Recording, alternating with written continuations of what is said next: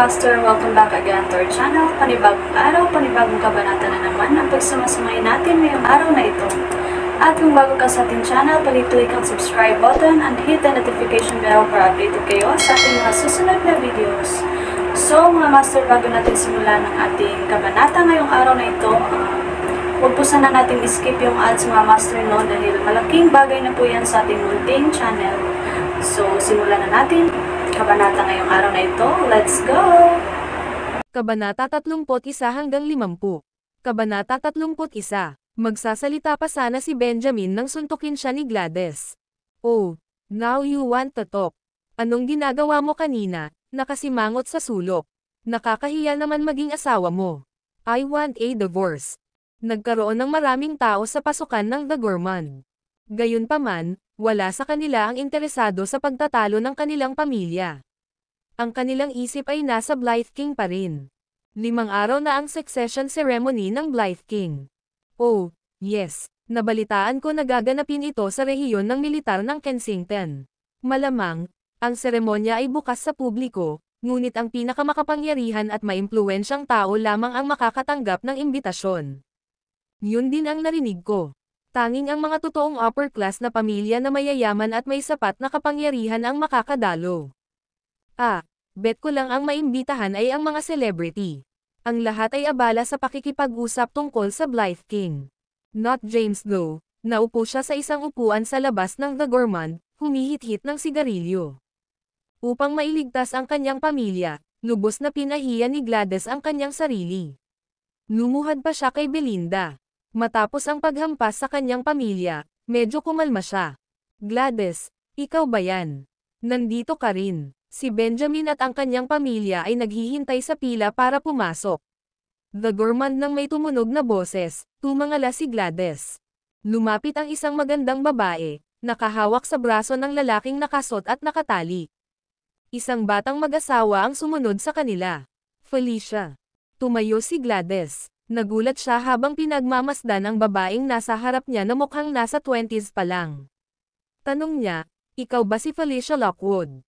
Yung parehong Felicia na nakaupo sa likod ko sa klase. Tama, Gladys, ikaw talaga. Ilang taon na kitang hindi nakikita. Nako, parang humihina ang katayuan mo sa lipunan, di ba? Noong unang panahon, ikaw ang schoolbell. I thought you, di magpakasal sa mayaman. Sino ang nakakaalam na haantong ka sa ganito, kahit na kailangan mong maghintay sa The Gourmand? Sumulyap si Felicia kay Gladys, nakahawak pa rin ang kamay sa braso ng lalaki. This is my husband, the chairman of Lucky Logistics. He has a net worth of tens of millions. What about you? Where's your husband? What does he do? Alam ni Gladys na nagpapakitang gilas si Felicia. She jerked Benjamin toward her, holding her head high. Ito ang aking asawa, si Benjamin Callahan, isang 10% shareholder ng Eternality. Ang Callahans ay may net worth na bilyon-bilyon, habang ang aking asawa ay nagkakahalaga ng milyon-milyon. Dahil si Benjamin ay naging shareholder ng Eternality, sa wakas ay na-enjoy ni Gladys ang ilang katayuan sa lipunan. Sinulyapan si Felicia sa gilid ng kanyang mga mata, mas lalo siyang nakaramdam ng saya. Mukhang nagulat si Felicia. Wow, talaga, ang shareholder ni Eternality, saka bakit ka pa nakapila? Di ba member ka? Ay, alam ko, nagyayabang ka lang, no? Sabi ng lalaki sa tabi niya, Fel, marami akong gagawin ngayon. Bilisan mo, alis na tayo. Kailangan kong nasa opisina ulit mamaya. Nakita ni Felicia ang pagbabago ng ekspresyon ni Gladys. Kaagad, alam niyang nagyayabang lang si Gladys. Years ago, si Gladys ang schoolbell. Kahit na maganda rin si Felicia, isa lang siyang wallflower sa presensya ni Gladys. Ngayong mas maganda na ang nagawa niya sa buhay kaysa kay Gladys, hindi na niya papalampasan ang pagkakataong magpakasaya. Hinablot niya ang isang cute-looking na babae mula sa kanyang likuran. This is my daughter. You know who the Wilsons are, right? She married a Wilson. Ang binata sa tabi ng babae ay inihagis ang kanyang ulo, inakbayan ang dalaga. Okay naman ang Wilsons, I guess. We're only worth 10 of billions and we rank the third among the great four in Kensington. Walang imak si Gladys. She glared at Thea viciously. Salamat kay Thea, hindi man lang makatingin ng mata sa mata si Gladys sa kaklase. Ipinilig ni Thea ang kanyang ulo, na natiling matatag ang tingin sa sahig. Gladys, this must be your daughter. It's Thea, right? We saw you on the news. Oh, I heard that your daughter married some nobody. Ang ginagawa lang niya ay magluto at sumando kay Thea mula sa trabaho gamit ang isang electric motorcycle. Oh, pumangit na naman siya ngayon. Nang maramdaman ang isa pang pagkakataon na salakayin si Gladys, kinuha ito ni Felicia. Natahimik sina David at Alisa sa harap ng mga panlalait na ito.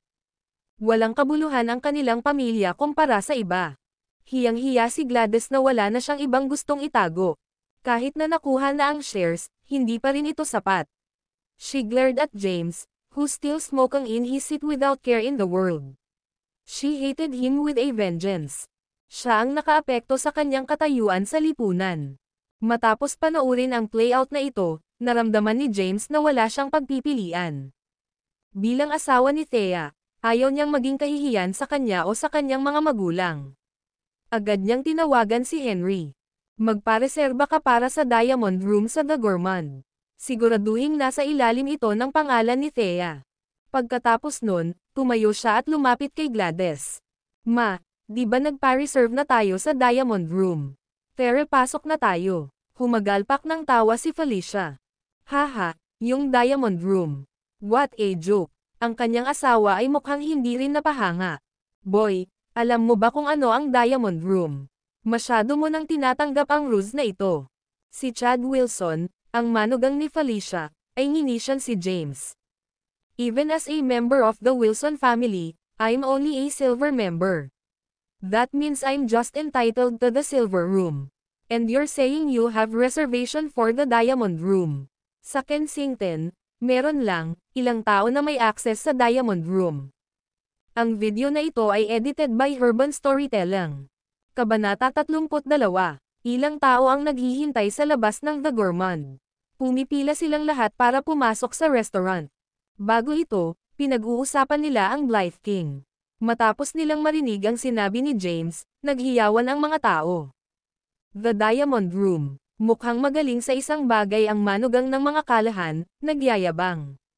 He's a nobody. He can't even afford a car. Remember kung paano niya sinundo si Thea noon sa trabaho gamit ang electric motorcycle.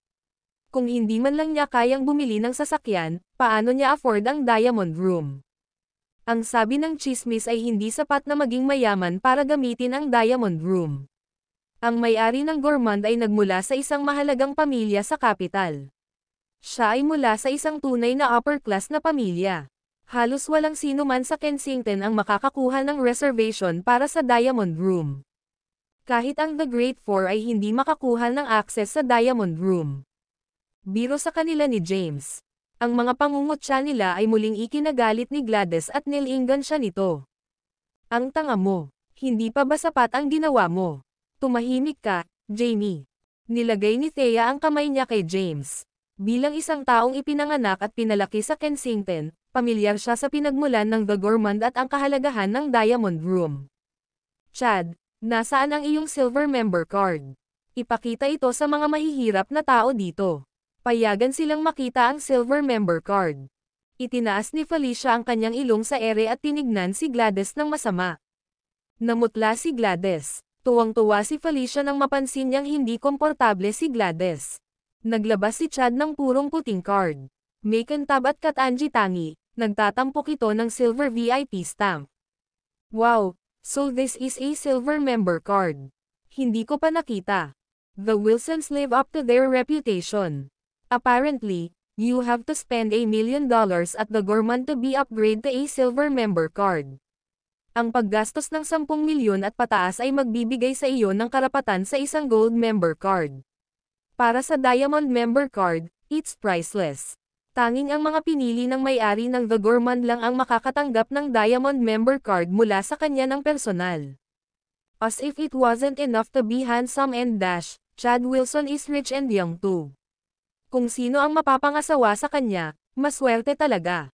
Hearing all the praise, Felicia was smugger than ever. Gladys, on the other hand, grew even unhappier. The whole matter was almost forgotten, but James has embarrassed her again with his stupid question. Tayo na lang, mga tanga. Sa ilalim ng paghangang mga titig, inilusot ni Felicia ang kanyang braso sa kanyang asawa at pumasok sa The Gourmand. Nang siya ay umalis, siya ay naglabas ng panibagong pananalita. 10% of eternality. Alam ng lahat ng Kensington na walang kwenta si Benjamin Callahan. Kumpleto ang set sa isang walang kwentang asawa, isang pangit na anak na babae, at isang walang kwentang manugang. Haha, nakakatuwa ito. Namutla ang lahat ng mga Callahan. Lalo na si Gladys ay mukhang pinakamasama. Reputasyon at imahe ang lahat sa kanya. Napatingin si Thea sa mabato na mukha ng kanyang ina at nagtago sa likod ni James. Maya-maya pa'y nakarinig sila ng mga nagmamadaling yabag na papalapit. Isang matangkad at gwapong lalaki na mukhang nasa 20s na nakasuot ng puting sando ang lumapit sa kanila. Oh my God, si Brian Grayson ang may-ari ng The Gourmand. He's so low profile yet commanding. Narinig ko na si Brian ay nagmula sa capital. Mula nang iset up niya ang The Gourmand sa Kensington, halos hindi na siya nagpakita. Walang nakakaalam tungkol sa kanya. Ilang kabataang babae ang mukhang mahuhulog sa kanyang paanan, gwapo siya. Ito ay tunay na kayamanan at kapangyarihan. Paano maihahambing ang The Great Four? Pagkatapos ng tawag na kakatanggap lang niya, hindi nag-aksaya ng isang segundo si Brian. Nakita niya ang anak ni Felicia, si Emily Wilkins. Napagkamalan siyang si Thea, magalang siyang yumuko rito. Pasensya na, masyado na kitang pinaghintay. Handa na ang Diamond Room. This way, please.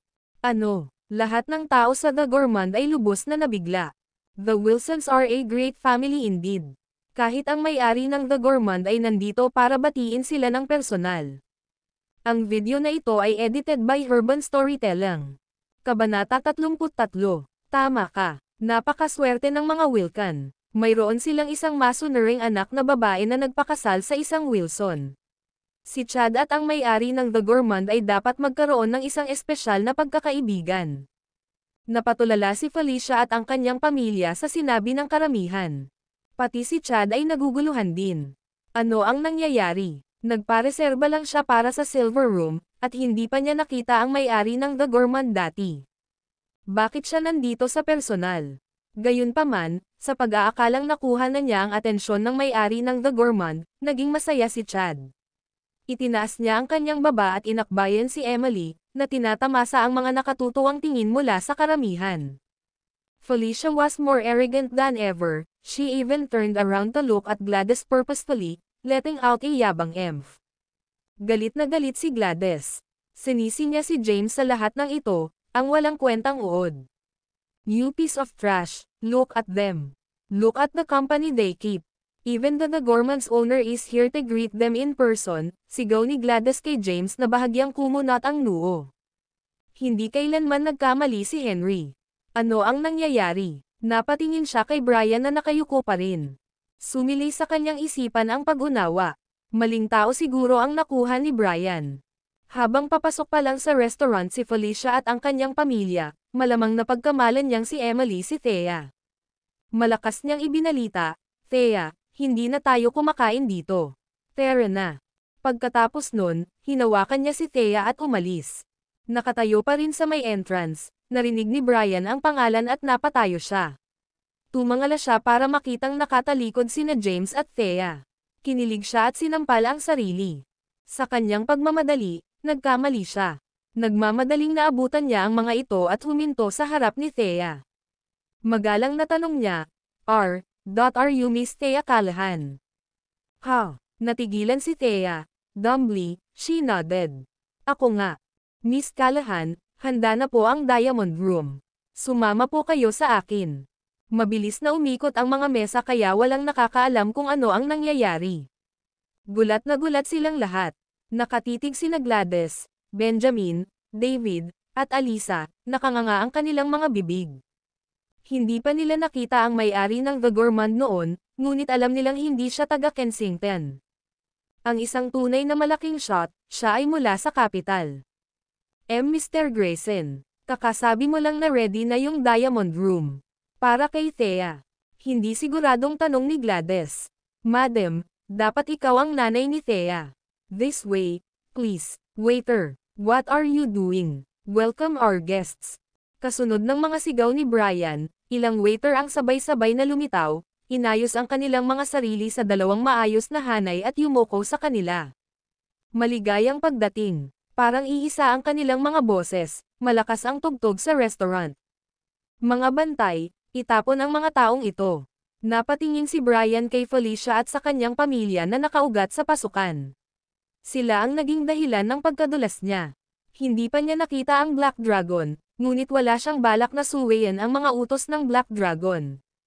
Para kay Thea ang kwarto. Kung nasaktan niya si Thea, matatapos na ang buhay niya. Isang pangkat ng mga security guard ang lumitaw at nagsimulang itaboy si Felicia at ang kanyang pamilya. Ang mga tao ay naging saksi sa eksena. Napangiti si Gladys sa wakas. Kahit na hindi niya alam kung ano ang nangyayari, masaya siya habang nagdurusa si Felicia. Pinanood niya si Felicia at ang kanyang pamilya na pinalayas. Nagdoble siya sa pagtawa at itinuro si Felicia. Haha, anong joke? Yung Diamond Room. You're not worthy. Ang video na ito ay edited by Urban Storytelling. Kabanata 34. Nakapagtataka kung gaano kabilis lumiko ang mga mesa. Si Felicia, Chad, at ang kanilang pamilya ay pinagbawalan na ngayon sa The Gourmand. Desidido pa rin si Felicia na maghanap ng paraan. Hinawakan niya si Chad, sinabing, Chad, galing ka sa pamilyang Wilson. May member card ka, ipakita mo sa kanya. Lumapit muli si Chad kay Brian na may pagbibitiw, na iniabot ang kanyang silver member card. Mr. Grayson, isa akong silver member ng The Gourmands. Sa paglipas ng mga taon, gumastos ako ng ilang milyong dolyar. Bugbugin mo siya. Biglang lumapit si Chad kay Brian na abala sa pakikipag-usap kay Thea. Binugbog ng ilang nagbabantang security guard si Chad. Nahulog siya sa sahig at umuungol. Stop, please stop. Haha, sa sandaling nakita niya ito, nabawasan ang galit ni Gladys.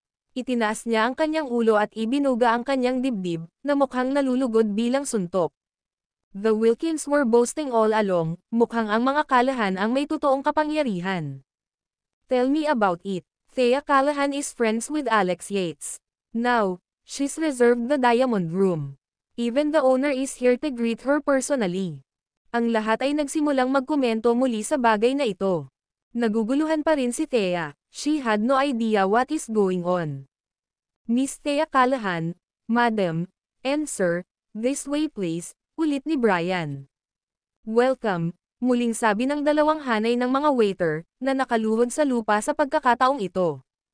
Ang mga waiter ay talagang magagandang babae na nakasuot ng mga damit. Nagulat ang karamihan ng tao sa pasukan. Ganito ba ang pakikitungo sa mga miyembro ng Brilyante?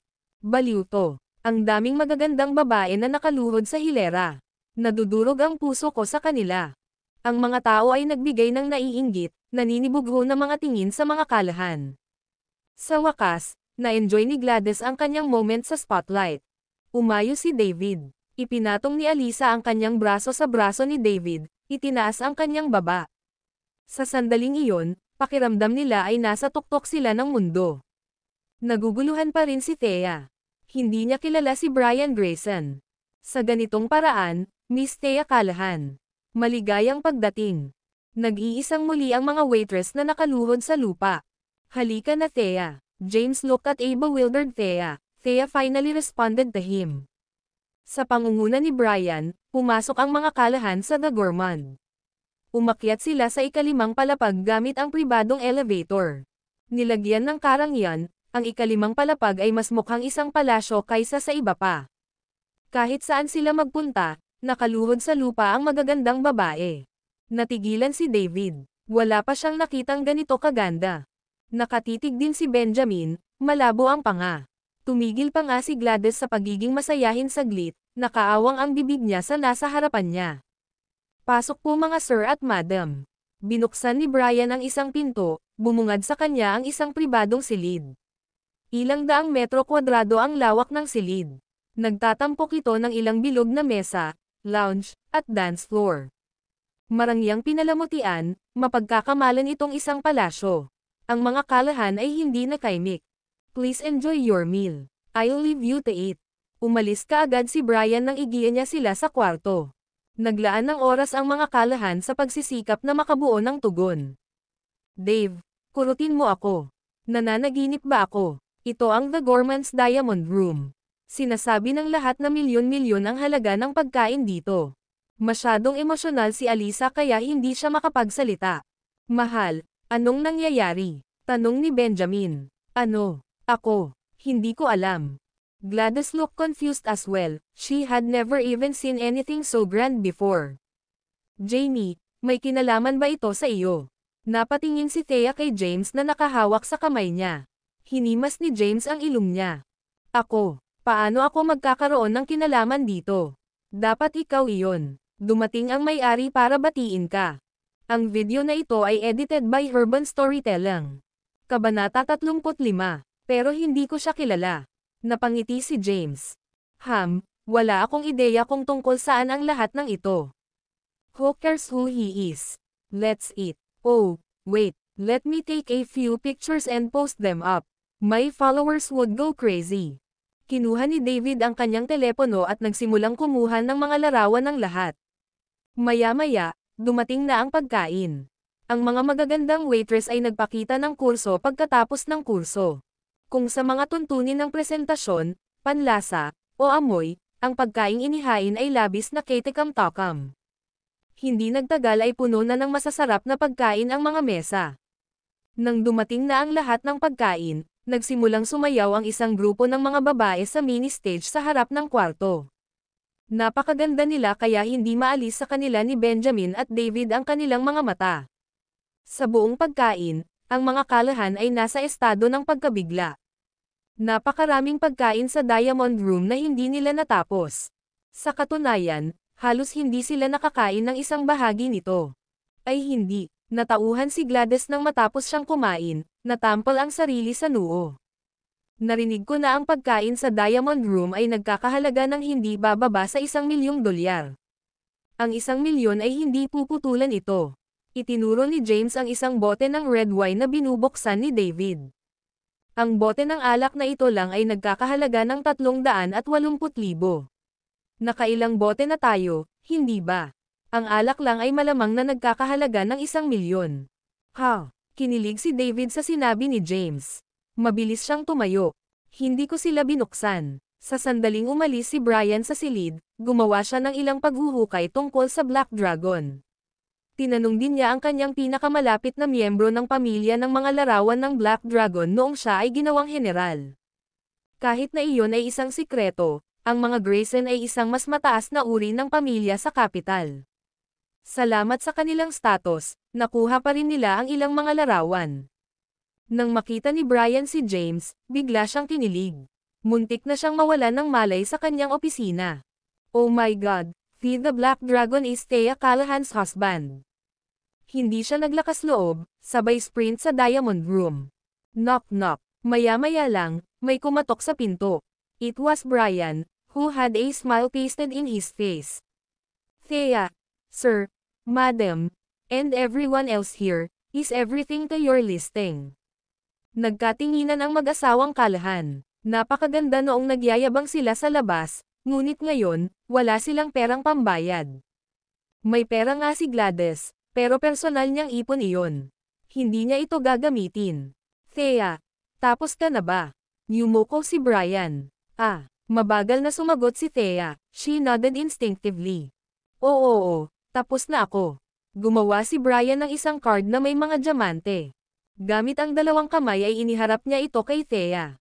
Thea, ito yung Diamond Member Card. Please accept. Hindi ko kaya. Bumangon si Thea mula sa kanyang kinauupuan at ikanaway ang kanyang mga kamay. Paano niya matatanggap? Kahit na ang pagkakaroon ng Diamond Member Card ng The Gourmand ay malaki ang maitutulong upang mapataas ang kanyang katayuan, napakamahal na kumain dito. Ang pagkain na ito lamang ay magiging gastos sa kanila ng lahat. Kahit na may member card, hindi pa rin nila ito kayang bayaran. Muling yumoko si Brian, na nagsasabing, Thea, sa palagay ko ay mali ang pagkakaintindi mo. Hindi lang ito isang normal na diamond card. Isa itong top tier na diamond card. Gamit ang card na ito, Masisiyahan ka sa 10% diskwento. Store-wide, makaka-enjoy ka rin ng 3 libreng pagkain bawat buwan. 3 pagkain bawat buwan, ganap na walang bayad. Ha! Napaawang ang bibig ni Thea sa gulat. Ang iba pang mga kalahan ay nagsuot ng magkatulad na ekspresyon. 10% sa buong tindahan. 3 libreng pagkain bawat buwan. Ito ay masyadong magandang upang maging totoo. Sa wakas ay natauhan si Thea at nagtanong, Mr. Grayson, hindi pa nga tayo magkakilala. Bakit mo binibigay sa akin ang Diamond Member Card? Napatingin si Brian kay James. James was looking at him as well, nang inig siya ng hindi sinasadya. Mabilis, sinabi niya, ika-5 anibersaryo natin ngayon at nagkaroon tayo ng lucky draw. Ikaw ang maswerteng nanalo. Pakikuha ang card. Walang bayad ang pagkain na ito. Bisitahin ang The Gourmand ng madalas. Anniversary, lucky draw. Hindi pa rin makapaniwala si Thea. Halos mapaiyak si Gladys sa balita. Mabilis itong lumapit sa kanya at kinuha ang diamond card mula sa kanya. Mr. Grayson, ako na po ang kukuha sa ngalan ni Thea. Nakita ni Brian ang ekspresyon ni James. Kinilig na naman siya. Malamig na sabi niya, si Thea lang ang kikilalanan namin bilang may-ari ng card na ito. Sa sobrang takot ni Gladys ay dali-dali niyang ibinato ang card sa mga kamay ni Thea. Jamie, tumingin si Thea kay James, he smiled. Darling, how lucky are you? What a coincidence. You're the lucky winner on their anniversary. Congratulations. Just take it. Sa wakas ay kinuha ni Thea ang card. Ang video na ito ay edited by Urban Storytelling. Kabanata 36. Matapos ang kanilang pagkain sa The Gourmand, ang mga kalahan ay umalis na sa tulala. Hinawi ni Belinda ang gasa sa mukha ni Thea. Pagkatapos umalis sa The Gourmand, dinala ni James si Thea pabalik sa Common Clinic, kung saan nagsimula siyang magreseta muli ng ilang gamot para sa kanya. Umupo si Thea, nakatingin sa VIP card na gawa sa diamonds. Pagkatapos, tumingin siya kay James, na abala sa kanyang gawain. Napatulala siya. Kung ano man ang nangyari ngayon ay parang surreal pa rin. Hindi niya kilala si Brian Grayson. Ngunit binigyan siya ni Brian Grayson ng Diamond Card. Ang Diamond Card ay may ilang mga miyembro, kabilang ang 1% na diskwento at 3 libreng pagkain bawat buwan. Paano ito naiiba sa pagkain ng libre? Maya-maya, nakaisip na si James ng isang concoction. Thea. Oo, napabalikwa si Thea sa realidad. Sabi ni James, halika. Pairan natin ng gamot ang mga sugat mo. I'm sorry sa nangyari ngayon. Napahiya ka lang kasi umalis ako. Ipinapangako kong hindi na ito mauulit. Ayos lang. Naz-anay na si Thea. Inilapit niya ang mukha sa kanya. Gawin natin. Inilapat ni James ang gamot sa mukha niya bago ito binalutan. Pagkatapos noon ay hinatid na ni James si Thea pauwi. Sa sala sa bahay ni Benjamin. This time, todo ngiti si Gladys, tinatrato si Thea ng sobrang init. Inihain niya si Thea ng tsaa at tubig, inaalagaan siya para bang siya ay isang prinsesa. Niyakap ni Benjamin ang kasunduan sa paglipat sa kanyang dibdib, ngumisi ng nakakaloko. Thea, sabihin mo sa akin. Anong relasyon niyo ni Brian? Isa siyang mayaman, maimpluwensyang binata mula sa isang makapangyarihang pamilya sa kabisera. Nakilala mo ba siya noong maganda ang hitsura mo? Kung gayon, hiwalayan mo na si James kapag nabawi mo na, ang iyong hitsura once in or marry Brian instead. Magiging proud at excited ako na magkaroon ng napakalakas na son-in-law. Bakas sa mukha ni Gladys ang pananabik. Iniisip pa rin niya kung gaano kalakas ang kapangyarihan ni Brian. Mayroon pa siyang hawak na gulo ang isang miyembro ng pamilya Wilson. Ang galing noon. Kung siya ang magiging manugang niya, siya ay tumatawa sa kanyang panaginip. Mom, hindi ko po siya kilala. Galit na galit si Thea. Sinusubukan pa rin niyang malaman kung bakit ganoon ang pakikitungo ni Brian sa kanya. Naghinala na siya na may kinalaman si James dito. Kung tutuusin, nakipag-partner si Celestial sa Eternality dahil sa kanya. Gayunpaman, sinabi sa kanya ni James na nangyari iyon dahil nailigtas niya ang buhay ni Alex noong siya ay isang sundalo. Ngayon, sinasabi ni James na hindi niya kilala si Brian. Nainggit si Alisa nang makita kung gaano kainit si Gladys kay Thea. Hinawakan niya si David at sinabing, Tara, punta na tayo sa kwarto natin. Thea, ipakita mo sa akin ang diamond card ni The Gourmand. Hayaan akong tingnan itong mabuti. Hindi ko pa ito nakita dati. Ipinakita ito sa kanyang ina. Kinuha ito ni Gladys at inspection sa lahat ng anggulo. Thirst, gawa ito sa mga totoong diamante. Sobrang bigat. Ang card na ito ay dapat na hindi ng isang kapalaran. Salamat sa Diyos para sa iyo, Thea. Maging ang may-ari ng The Gourmand ay dumating para batiin ka mismo. Matagal akong usapan ng bahay dahil dito. Sa wakas ay makakamit ko rin ang ilang katayuan sa sarili kong pamilya. Mukhang nag-resign na rin si James. Sa ibang pananaw, naiintindihan niya si Gladys. Siya ay nagpakasal sa isang hindi mapaghangad na asawa. Ang kanyang anak na babae ay dating ganap na pumangit. Isang himala na nakita niya sa pagkakaroon ng mental breakdown. Kahit lumuhad siya kay Belinda, para sa pamilya iyon. Sa anumang kaso, mas mahusay siya kaysa kina David at Alisa, na nadulas kaagad ng matuklasan nilang may mali. At pagkatapos ay naroon si Benjamin, na sa sobrang takot ay hindi siya makapagbitaw ng kahit isang salita. Mahirap iyon para kay Gladys. Bahagya niyang ipinilig ang ulo. Salamat sa shares at sa diamond card, bumuti ang social standing ni Thea sa pamilya. Tumigil si Gladys sa pagtawag sa kanya na walang kwenta at sumpa. Matapos makuha ang approval ni Gladys, natuwa si Thea. Sa mga sumunod na araw, nanatili si James sa bahay kasama si Thea. Sinamahan lang niya ito para sa pagsasaayos ng gamot kapag kinakailangan. Mahal at mahal ang gamot na ginamit niya.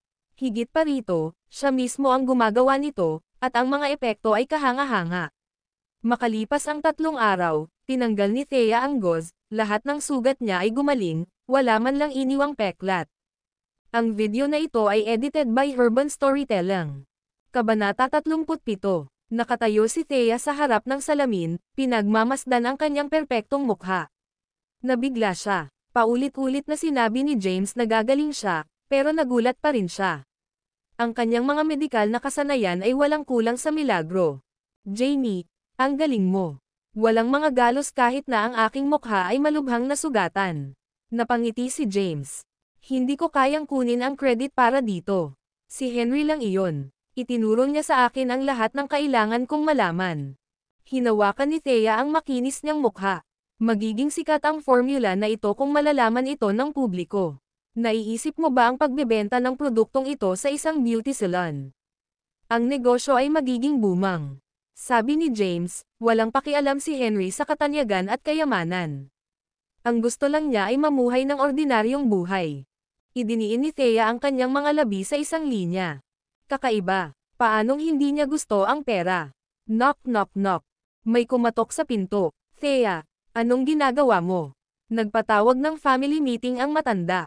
Sinabihan niya kaming maging maagap. Kung magalit siya at bawiin niya ang mga shares natin dahil late tayo, hindi kita mapapatawad, sigaw ni Gladys sa pintuan. Ma, halos handa na ako. Give me a few more minutes, sabi ni Thea habang naghahanap ng maisusuot. Jamie, ano ang isusuot ko? James sat on the bed, nakatingin kay Thea. Nakasuot si Thea ng manipis na damit na medyo naaninag. Ipinakita nito ang kanyang napakahusay na figure, lalo na ang kanyang mahahabang binti. Sabi niya, maganda ka sa kahit anong bagay. Oh, tulungan mo akong mag-plek ng isang bagay. Paano yung hawak mo? Ito. Oo, sige, hintayin mo ako sa labas habang nagpapalit ako. Namula si Thea at tinuro ang pinto. Kahit na sila ay legal na kasal at si James ang tumutuloy sa kanya, si Thea ay natutulog sa kama habang si James ay nakahiga sa sahig tuwing gabi. Si James ang nagpasimula nito. Ito ang naging ugali nila simula pa noong unang araw. Maaaring si Thea ang asawa ni James, ngunit magkahawak kamay lang sila. Hindi pa nga sila naghahalikan. Bumalik si James para gantihan si Thea. Hindi niya ito pipilitin sa anumang bagay na hindi niya gusto. Hindi niya hahawakan si Thea nang walang pahintulot nito. Ngayon, gaya ng hiling ni Thea na umalis siya, pumayag siya ng walang anumang argumento. Naghintay siya ng ilang minuto sa sala. Maya-maya, lumabas si Thea sa kwarto. Wow, sis, gumaling ka na sa mga sugat mo. Nagningning ang mga mata ni David nang tanggapin siya nito.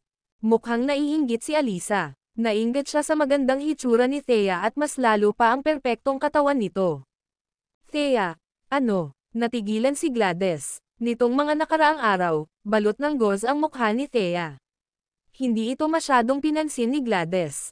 Ngayong natanggal na ang gauze, wala nang bakas ng mga pinsala o peklat. Ito ay kamangha-manghang. Si Thea ay nakasuot ng puting damit at isang pares ng pulang takong. Ang kanyang buhok ay nakalugay sa kanyang balikat. Dahil sa kanyang payat na katawan, naglabas siya ng kakisigan. Napangiti siya. Ginawa ni Jamie. Sumulyap si Gladys kay James at mamulong, mukhang hindi naman siya inutil. Medyo bihasa siya sa medisina. Ngumiti si James pero hindi umimik. Medyo may kasanayan. Alam ng lahat ang tungkol sa kanyang husay sa medisina. Ang mayayaman at makapangyarihan sa kabisera ay nabighani sa kanya sa dalawang dahilan: ang kanyang katayuan at ang kanyang mga kasanayan sa medisina. Dahil sanay ka sa medisina, malamang na kumita ka sa pamamagitan ng pag-set up ng isang klinika. Napatingin si Gladys kay James ng matalas. Kahit na hindi niya ito gusto, inamin niyang okay lang siya dahil matangkad ito at matatag. Nay, bakit nagpatawag ng family meeting si Lolo? Sabi ni Gladys, tungkol ito sa succession ceremony ng Blythe King. May bulong-bulungan na magkakaroon ng ilang upuan na magagamit sa publiko. Gustong gamitin ni tatay. Ang pagkakataong ito na patibayin ang aming katayuan bilang isang mas mataas na uri ng pamilya, kaya ang pagpupulong na ito ay isang sesyon ng brainstorming para sa amin upang makakuha ng upuan. Ang video na ito ay edited by Urban Storytelling. Kabanata 38. Sa foyer ng Villa ng mga Callahan. Nagtipon ang tatlong henerasyon ng mga Callahan at ilan sa kanilang mas mahahalagang kamag-anak. Ni-restructure ang 5 hukbo.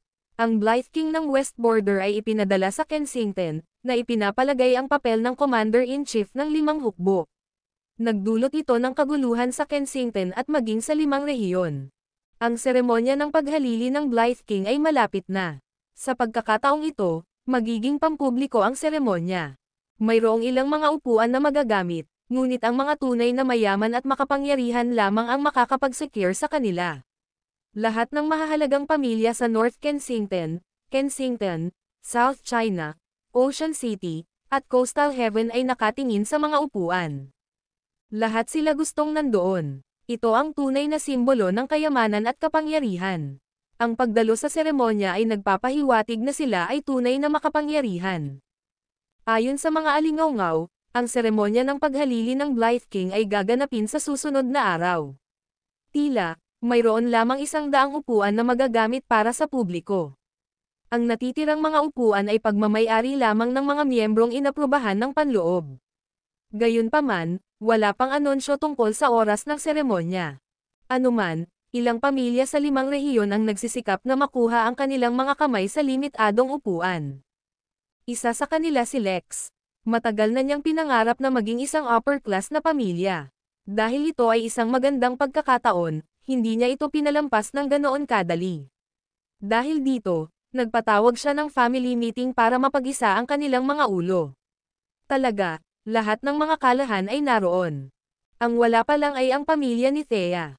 Si Lolo, si Thea at ang kanyang pamilya ay nagiging masyadong bastos. Mula nang ibigay mo sa kanila ang mga pagbabahagi, ang kanilang pag-uugali ay lumala. Ngayon, how dare they be late for a family meeting? Wala na silang kontrol. Ang anak ni Howard na si Tommy ay nagsisikap na muling gumawa ng gulo. Si Howard at ang kanyang pamilya ay hindi naging masaya mula nang hilingin ni Thea ang mga pagbabahagi. Upang ibigay kay Benjamin ang mga bahagi, kinuha ni Lex ang ilan sa kay Howard.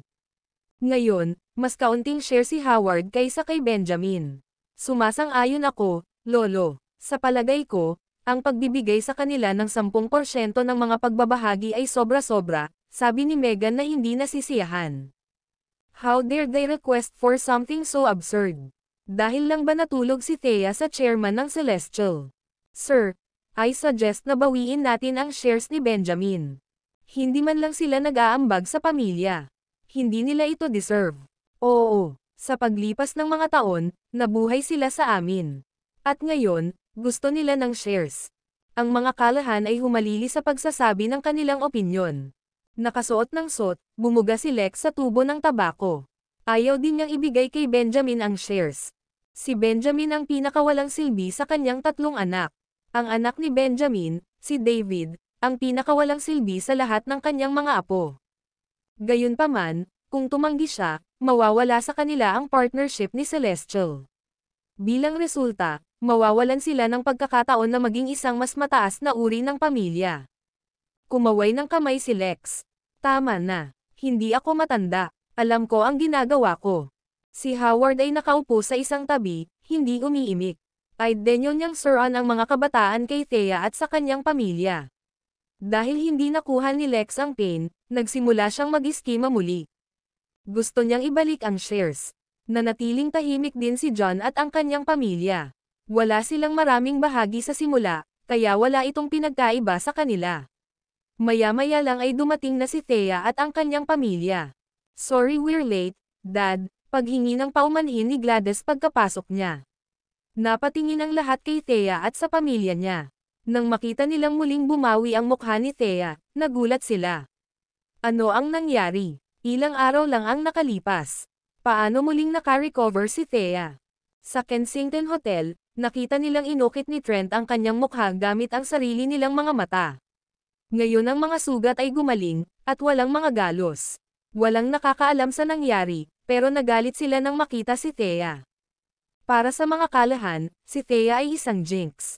Isang sumpa. Sa nakalipas na 10 taon, ang mga kalahan ay kilala sa pagkakaroon ng pinakamapangit na babae sa Kensington sa kanilang pamilya. Sila ay naging isang katatawanan at isang ganap na kahihiyan. Ang video na ito ay edited by Urban Storytelling. Kabanata 39. Si Thea din ang naglagay sa kalahan sa matinding panganib noong nakaraan. Hinampas ni Howard ang kanyang kamay sa mesa at galit na umungol, Benjamin, sobra na ito. Paano ka late? Sa tingin mo ba ay mas dakila ka sa amin ngayong mayroon kang mga bahagi ng pamilya? Sa tingin mo ba deserving kaming maghintay sa'yo? I'm sorry, Howard, napakamot ng ulo si Benjamin habang humingi ng tawad. Lumapit si Thea at sinabing, Howard, ako ang naging dahilan ng pagkaantala. Hindi kasalanan ng tatay ko. Lalong nagalit si Howard. Thea, hindi mo ba naiintindihan ang rules natin? Ang mga pagpupulong ng pamilya ay ang pinakamahalaga. Hindi ibig sabihin na mayroon kang isang bagay sa CEO ng Celestial Group ay maaari mong baliwalain ang mga patakaran. Oo, dahil sa'yo, muntik na tayong mamatay sa kamay ni Trent Xavier. Salamat sa Diyos wala ako sa bahay noong araw na iyon, kung hindi, tiyak na kanselahin ako sa Kensington. Ikaw Jinx, naglakas loob ka bang humingi ng 10% share pagkatapos ng lahat ng iyon? Ang mga kalahan ay nag-uusap tungkol sa isa't isa habang sinisiraan nila ang pamilya ni Thea. Enough, anunsyo ni Lex, sa wakas ay natigil ang pagtatalo. Nanatiling tahimik si James Caden. Siya ay manugang sa pamilyang ito, kaya kailangan niyang tumahimik para hindi na makaakit pa ng gulo para kay Thea. Ngayong narito na ang lahat ng miyembro ng pamilya, sinimulan ni Lex ang pulong. Malamang na bukas ay ang succession ceremony ng Blythe King. May sabi na 100 seats lang ang available. Mag-isip, sabihin ang anumang mga ideya upang makuha ang aming mga kamay sa mga upuang iyon. Walang nagsasalita sa hallway. Paano ito naging posible? Napakaraming mayayamang pamilya sa 5 rehiyon. Ito ay hindi kailanman magiging kanilang turn bilang sila ay nasa mababang uri. Bakit? Mule ba tayong lahat? Akala ko ba madaldal ka? Pinandilatan ni Lex ang buong silid bago siya sumigaw ng galit na galit, look at yourselves. Kapag ipinaglalaban mo ang aking legacy, hindi ka maaaring maging mas maingay, ngunit lahat kayo ay nagtatago pagdating sa pagtulong sa sarili mong pamilya. Lolo, hayaan mo si Thea na gawin ito, mungkahi ni Tommy Callahan, ng 3 henerasyon ng mga Callahan. Si Thea ang manliligaw ni Alex. Makakasama niya ulit itong matulog. Sa kanyang impluwensya, hindi magiging mahirap na makakuha kami ng upuan. Palaging masunurin si Thea. Hindi siya kailanman nagsalita laban sa alinman sa mga opinyon ng mga miyembro ng kanyang pamilya. Gayunpaman, nagalit ito sa kanya. Itinuro niya si Tommy gamit ang nanginginig na daliri habang tumutulo ang mga luha sa kanyang mga mata. Tommy, huwag mo akong pagsalitaan ng ganyan. Nagsisinungaling ba ako? Tinapunan siya ni Tommy ng inis. Siguro nakipag-sex ka kay Alex para maayos ka niya. Ano ba, kinansela pa niya ang business deal sa amin dahil sa iyo. Ikaw, kumakabog ng husto ang dibdib ni Thea dahil sa hindi makapaniwala. Ni hindi siya makapagsalita. Gayunpaman, walang sinabi si Benjamin. May gustong sabihin si Gladys ngunit hindi niya alam kung paano, dahil hindi rin siya sigurado kung si Thea ba ay natulog kay Alex. Humakbang si James papunta kay Tommy. Nagulat ito kay Tommy. Anong ginagawa mo? James, ingatan mo ang sarili mo. Ito ang Callahan Mansion. May mga dahilan si Tommy para matakot kay James, lalo na kapag ang lalaki ay matangkad, malakas, at puno ng karanasan sa militar. Gayunpaman, ang pagiging nasa isang ari-arian ng Callahan ay nagbigay sa kanya ng kumpiyansa. Hindi ako nagkakamali, naging mabuti lang si Alex sa kanya dahil nag-sex sila. Smack! Binigyan siya ni James ng isang malakas na sampal sa mukha. Ay, hinawakan ni Tommy ang mukha niya habang umiiyak sa hapdi. Inangat niya ang ulo niya kay Lex at sumigaw, "Lolo, tingnan mo siya. Sinaktan niya ako sa isang family meeting. Kailangan mong palayain ang lalaking ito." Nakatutok ang mata ni Lex kay James, nakatingin sa cross. Hinayla ni Thea ang kamay ni James at bamulong, "James, humingi ng tawad." Bagamat tinutulungan siya ni James at iyon ang nagpasaya sa kanya, ito ay isang pagpupulong ng pamilya ng Callahan. Ang kanyang pag-uugali ay malinaw na lumalabag sa kanilang mga patakaran sa pamilya. "Marahas kang hamak. How dare you attack my son? Dad, he's acting all cocky kasi may shares siya. Kailangan mong paalisan siya sa pamilya natin, at bawiin ang shares ni Benjamin," ang sabi ng ina ni Tommy na si Jolie Loretta. "Oo, paalisan mo siya, at bawiin ang mga bahagi ni Benjamin." Ang yabang naman. Ano sa tingin mo ang mga alituntunin ng pamilya? Mukha ba silang biro sa iyo? Hindi mo iginagalang ang ulo ng pamilya. Nagngangalit ang mga Callahan. Ang video na ito ay edited by Urban Storytelling. Kabanata 40. Si Tommy ang panganay na apo sa pamilya, kaya naman kinausap siya ng lahat ng siya ay inatake. Sa init ng sandali, si James ay naging pampublikong kaaway, at gayon din ang pamilya ni Benjamin. Minsan pa, si Thea ang naging target ng mga pinakapangit na insulto. Mayroong mga kahilingan para kay Lex na bawiin din ang mga bahagi ni Benjamin. Tuwang-tuwa si Tommy sa lahat ng taong ito sa kanyang panig. Tumingin siya kay James na may ekspresyon na nagsasabing, "Wala ka lang sa pamilya Callahan. Ang paghampas sa akin ay ang pinakamapanganib na hakbang na magagawa mo." Bakas sa mukha ni Lex ang galit. Siya ay nabalisa tungkol sa drama na naganap sa isang mahalagang pagpupulong ng pamilya. Hinampos ni Gladys sa ulo si James bago pa man siya makapagsalita. "B*****starred ka, lumuhad ka ngayon." Sa kanilang pagtataka, itinaas ni James ang kanyang paa at binigyan si Tommy ng isang malakas na sipa sa bituka. Pinalayo siya nito ng 2 metro, bumagsak sa sopa at umiiyak, sa pinakamalungkot na tanawin. James, natatakot na si Thea ngayon. Gusto niyang lumuhad at humingi ng tawad pagkatapos noon, ngunit pinatayo siya ni James mula sa sahig. Nakakabaliw. Si Lex, na galit, ay tumayo mula sa kanyang upuan at nagutos, "Nalampasan mo na ang linya. Mula ngayon, hindi ka na manugang ng pamilya Callahan. Umalis ka na. Say sorry, please." Malakas na hinayla ni Thea ang sando ni James. "James, humingi ka ng tawad ngayon, ikaw ay basura." Hindi tumitigil si Gladys sa mga pasaway. Nakuha niya ang kanyang bahagi sa negosyo ng pamilya sa kanyang pawis at dugo. Hindi niya hahayaang magalit si James kay Lex sa pamamagitan ng paghampas kay Tommy, kaya binawi ang kanilang mga bahagi. "Hindi siya karapat-dapat sa paghingi ko ng tawad," mahinahong sabi ni James. "Ikaw." Nanginginig at hinihingal si Lex sa galit. "Lolo, huminahon ka." Hinawakan ni Megan si Lex at tinapik ang likod nito para pakalmayan ito. "Huwag mong sayangin ang iyong enerhiya sa isang mababang buhay na tulad niya. Paalisan na lang natin siya." Siguradong nabigyan din siya ng pagkakataon ni Benjamin na kumilos ng walang paggalang. Oo, sumang-ayon ang isang tao, sa tingin ni Benjamin siya na ang lahat pagkatapos makuha ang kanyang 10%. Hindi kanya nirerespeto. Baka sinasabi niya sa mga tao na siya na ang ulo ng pamilya ngayon. Parang sisabog sa galit si Gladys. Kinasusuklaman niya si James hanggang mamatay. Si Benjamin, sa lahat ng ito, ay nanahimik sa gilid ng silid na parang walang kinalaman sa kanya. Thea, hindi worth it ang lugar na ito na patuluyan natin. Sabay na tayong umalis. Hinayla ni James ang kamay ni Thea, sinubukang umalis. Gayunpaman, nasa bingit ng pag-iyak si Thea. Siya ang naging pinakapangit na babae sa Kensington at pinahiya ang kanyang pamilya. Ang tanging hiling niya ay matanggap siya ng kanyang pamilya. Ngayon, ang tanging pagkakataon niya na gawin iyon ay sinira ni James. Nagpapasalamat siya kay James sa pagligtas sa kanyang hitsura. Gayunpaman, wala siyang naramdaman kundi galit kay James ngayon. Siya ang naging dahilan upang siya ay insultuhan muli ng kanyang pamilya. This time, she screamed, "James, ganun ba kahirap para sa iyo na humingi ng tawad sa mga pagkakamali mo? Isa kang sundalo, hindi big shot."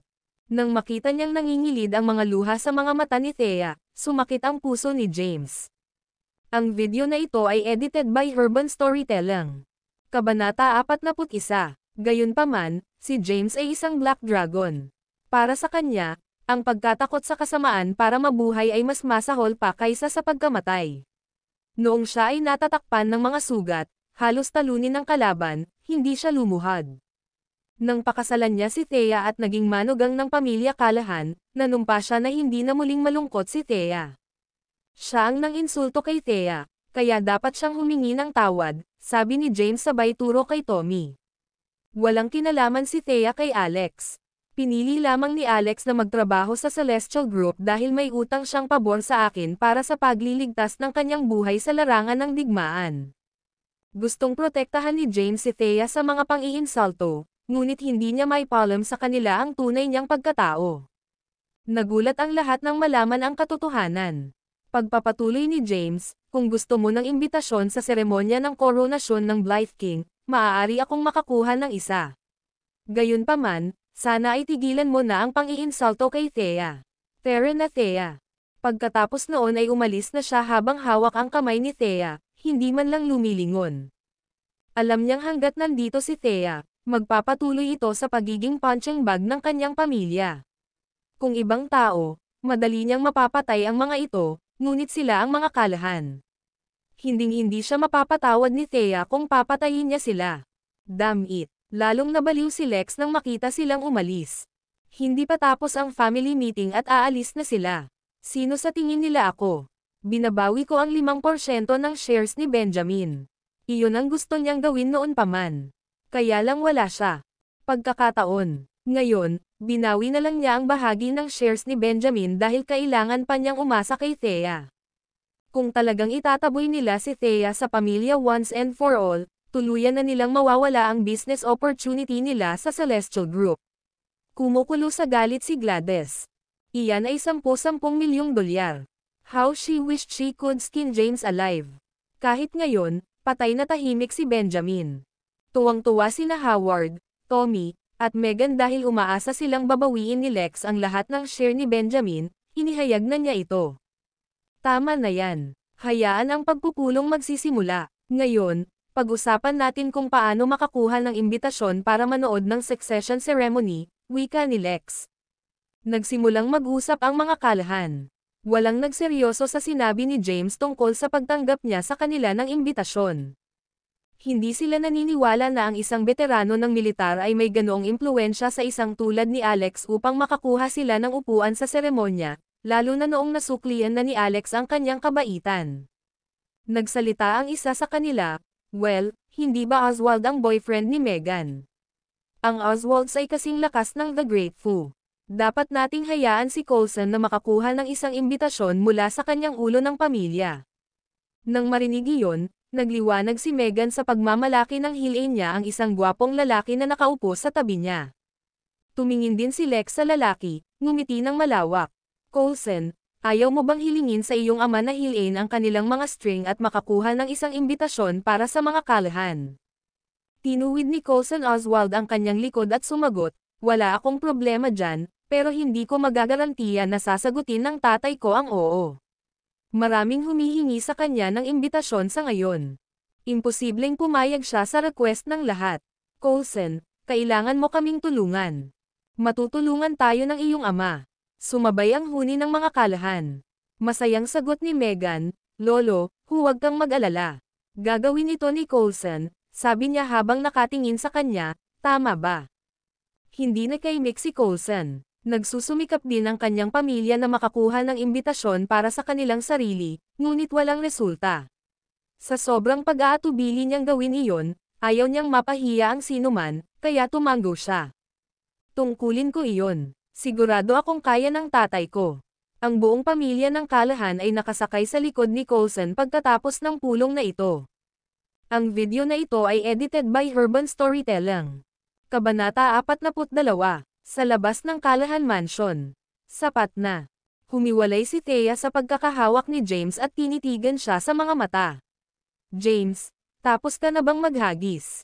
Ito ang aking pamilya. Kung gusto ng lolo ko na lumuhad ka, gawin mo na lang. Bakit ang tigas ng ulo mo? Thea, pumunta ka. Tumalikod si Thea at naglakad pabalik sa mansyon nang walang ibang salita. Napatulala si James. Isa siyang Black Dragon. Hindi ito isang bagay na dapat mangyari sa kanya. Gayunpaman, para sa kapakanan ni Thea, pinili niyang lunukan lahat iyon. Alam niyang pinahahalagahan ni Thea ang kanyang pamilya higit sa lahat. Kaya naman hindi niya ito sinundan nang umalis siya. Sa halip, naghintay siya sa labas. Nakaupo siya sa hagdan sa labas ng entrance, nagsisindi ng sigarilyo at nilabas ang phone niya. Tinawagan niya si Henry. Gusto kong makilala ang Blythe King. Ang pinakamagagawa niya ngayon ay ang kumuha ng imbitasyon kay Thea. Sa pamamagitan lamang ng paggawa nito ay nakakatulong siya na itaas ang katayuan sa lipunan ng mga kalahan at maging masaya si Thea. Maya-maya, tumawag ulit si Henry. James, tapos na ang appointment. Gusto ka ng Blythe King na makilala ka ng personal, kaya sasabihin mo kung kailan. Gabi, Central Garden. Sure, tatawagan ko siya kaagad. Pagkatapos ng tawag, naghintay si James sa labas ng mansyon habang nagpatuloy ang family meeting ng isa pang oras. Nang makalabas ng mansyon ang mag-asawang kalahan pagkatapos ng meeting ay sumunod na rin ang pamilya ni Thea. Halatang galit silang lahat. Patuloy na pinapuna ni Gladys si James na dapat na raw siyang hiwalayan ni Thea. Sa kanila, si David ang pinakanagalit dahil siya ang kumpirmadong tagapagmana ng mga bahagi ng kanyang ama. Ang kabiguan ni James ay nagkakahalaga sa kanila ng kalahati ng kanilang mga bahagi, na 10-10 milyong nawala para kay David. Magandang trabaho, pare. Binigyan siya ni David ng nakakamatay na titig. Ayan na. Huwag mo nang sisihin si James. Ginawa niya lang ito para protektahan ako. Natahimik si Thea. Naawa siya sa pananakit kay James kanina dahil siya lang naman ang nakatalikod sa kanya. Ngumiti si James pabalik sa kanya. Ayos lang, Thea. Bibigyan kita ng imbitasyon at respeto mula sa pamilya mo. Walang bumili ng kanyang mga salita. Kung mangyari ulit ito, mamamatay ka. Sinigawan siya ni Gladys sa huling pagkakataon bago siya umalis. Pagka-uwi nila, hindi pinansin si James. Kaya naman, pumunta siya sa balkonahe para sa isa pang sigarilyong pumasok si Benjamin, sinusubukang aliwin siya. James, huwag mo naman sanang isapuso. Masasanay ka rin sa huli. Hindi sinagot ni James ang kanyang biyenan. Hindi niya kayang igalang ang isang taong kasing duwag niya. Nang makuha ang signal, tumahimik si Benjamin. Ginugol ni James ang buong umaga sa paglilinis at pagluluto sa paligid ng bahay. Hindi niya pinansin ang pagtingin sa kanya ng mga kalahan dahil ang inaalala niya ay si Thea. Sa gabi, humanap ng dahilan si James para lumabas. Central Garden, downtown. 2 lalaki ang nakaupo sa ilalim ng gazebo. Ikaw ang pumatay kay Trent. Oo, hindi umiwas si James sa mga tanong ng Blythe King, at nagpatuloy sa, karapat-dapat siya, at gayon din ang kanyang pamilya. Sumimangot ang Blythe King at iniba ang topic. Para saan ba kayo nakikipagkita sa akin? Walang major. Gusto ng mga kalahan ng imbitasyon sa seremonya ng paghalili mo. Kumuha ka ng magpapadala sa kanila. Nang matapos ay tumayo si James at naglakad palayo. Ang video na ito ay edited by Urban Storytelling. Kabanata 43. Kahit na siya ay nasa parehong antas ng Blythe King James ay hindi siya sineryoso. Ganoon din ang 4 na iba pang commanders-in-chief. Maghintay ka. Pinigilan siya ng Blythe King na umalis. Ha? Tumingin sa likod si James. May iba pa ba? Si Trent ang nasasakupan ko. Medyo nagalit ang Blythe King.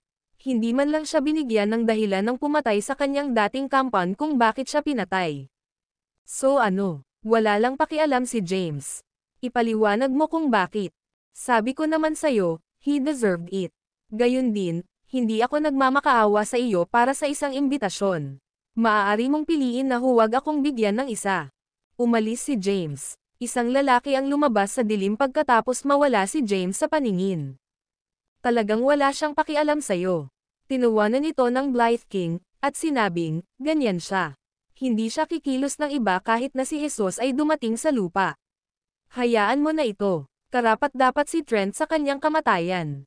Ikaw, maghatid ng imbitasyon sa mga kalahan. Ang lalaki ay nakaramdam ng pag-aatubili at nagtanong, Sir, pinapaalis mo siya ng ganito. Sumagot ang Blythe King, ano pa ang magagawa ko? Patayin siya. Iniabot niya ang kanyang resignation letter ngunit hindi pa ito naaaprubahan. Dagdag pa, siya ay isang Black Dragon, ang general ng Black Dragon Army. Kahit na ang kanyang oras sa kanyang post ay ang pinakamaikling, ang kanyang hukbo ay sa ngayon ang pinakamalakas sa iba pang 4 na hukbo.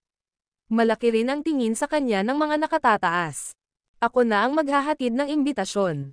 Hindi na nagsalita pa ang lalaki. Napabuntong hininga ang Blythe King. Ang muling pagsasaayos na ito ay nagtulak muli sa 5 rehiyon sa gitna ng war zone. Sa orihinal, ang Blythe King ay hindi ang itinalaga ng mga nakatataas upang hawakan ang muling pagsasaayos na ito. Nangyari lamang ito dahil naramdaman ng Black Dragon ang paparating na bagyo at matalinong nag-apply para sa kanyang pagbibitiw bago magsimula ang lahat.